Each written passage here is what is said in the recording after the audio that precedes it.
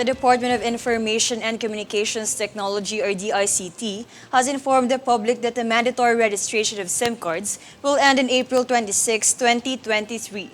Recently, the DICT has recorded over 40 million SIM card registrants. The DICT noted that if any SIM card is not registered before the deadline, it will be deactivated in accordance with the SIM registration law.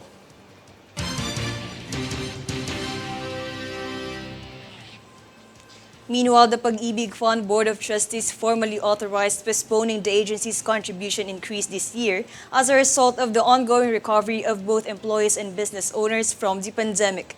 Department of Human Settlements and Urban Development Secretary Jose Rizalino Aguzar and 11-member Pag-ibig Fund Board of Trustees said that they unanimously approved the Pag-ibig Fund Management's proposal to postpone the increase in members' monthly contributions in 2023 and move the implementation to January 2024. This decision confirms earlier statements by the agency. The share of their employers is also subject to the postponement.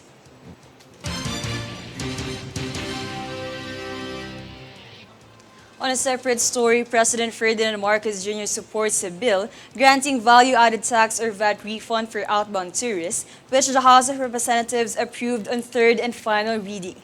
JC Ogaire has a full story.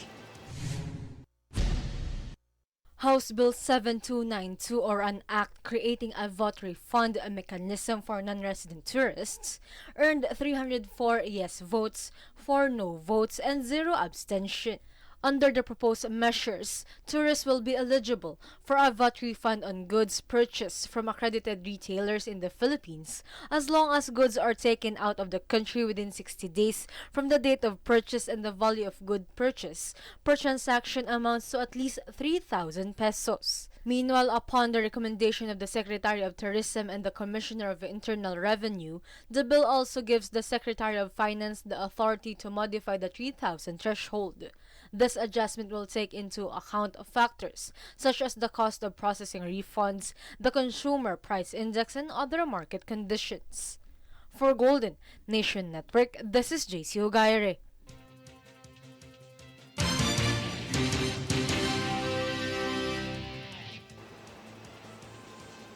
Senate update: Senator Raffy Tulfo expressed his dismay on the law enforcement agencies due to lack of intelligence report that have not prevented the killing of Governor Roel Degamo during the plenary session on March 6, 2023. Senator Tulfo emphasized that the lack of police presence at the crime scene at Degamo's place in Pamplona signifies shortcomings of the authority. However, he also extended his gratitude to the police that arrested some of the suspects to protect the governor's family from such heinous crime.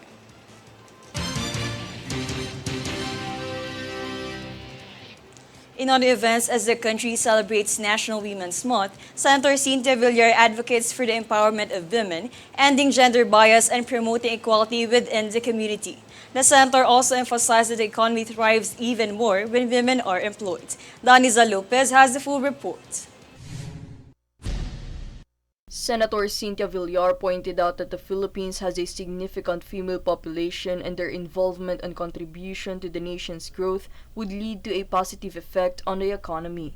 As Senator Villar is staunch advocate supporter of women's rights and welfare, the senator has highlighted the fact that an increase in women's participation in the workforce and income generation lead to economic growth. Senator Villar also emphasized the importance of empowering and providing necessary resources to Filipino women to assist the country's food security and production. She highlighted the significance of Republic Act No. 6949, which declares the 8th of March as a working special holiday to enable government offices to meaningfully observe the occasion. For Golden Nation Network, this is Daniza Lopez.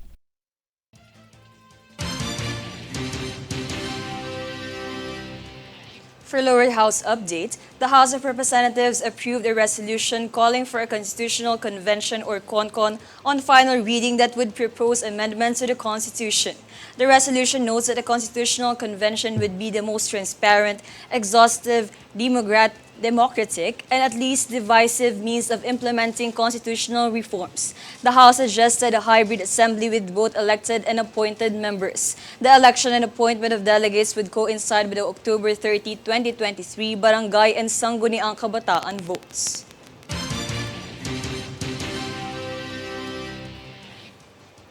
On the other hand, the House of Representatives approved House Bill 7327, also known as the Presented E-Governance Act, on third and final reading by a vote of 304-4. Speaker Ferdinand Martin Romualdez said that the measure seeks to make government services available to everyone. According to the bill, e-government refers to the government's use of ICT to improve access and delivery of services in order to achieve efficient, responsive, ethical, accountable, and transparent government.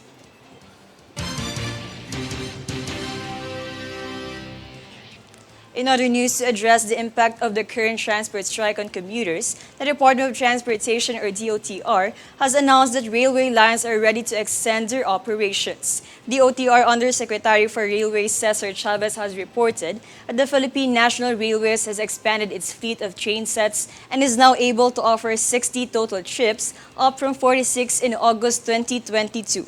According to Undersecretary Chavez, the MRT-3 is prepared to extend its operating hours for its final trips of the day from North Avenue Station and South Avenue Station to 10 o'clock p.m. and 10:41 p.m. respectively, beyond their normal operating time as needed.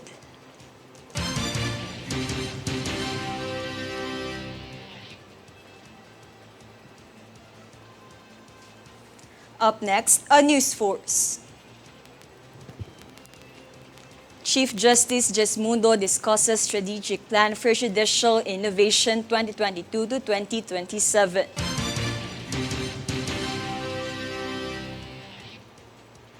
DOF advises public to prevent fraudulence by referring on SEC's list of investment entities.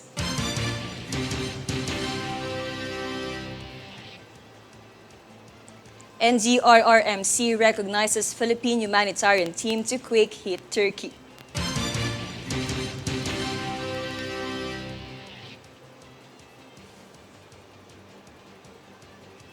Stay tuned for more stories and reports when News Force returns.